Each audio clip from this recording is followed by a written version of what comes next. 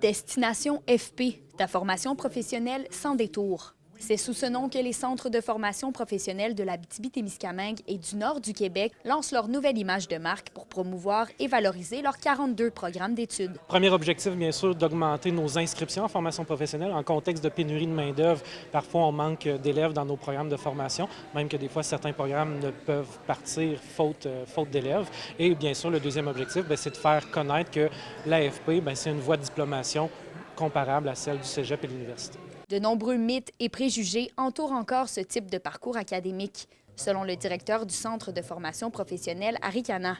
Il estime pourtant que l'offre de cours s'est diversifiée à travers les années et qu'elle répond davantage aux besoins actuels des étudiants et des entreprises. La formation professionnelle se renouvelle constamment. Les enseignants se tiennent à la fine pointe et on travaille de plus en plus près des industries. On vise aussi beaucoup les parents, parce que les parents sont importants dans le choix des élèves.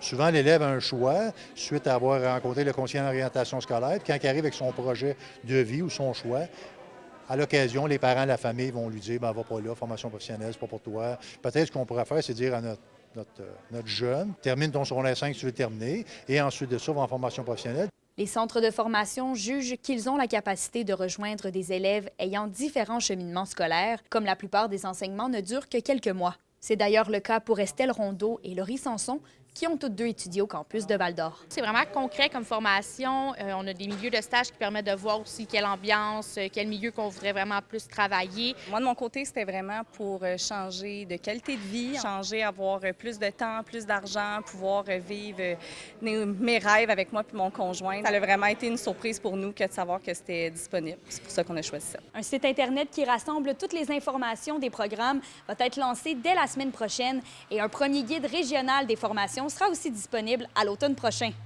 Kémilia La Liberté, RNC Nouvelles, à Val-d'Or.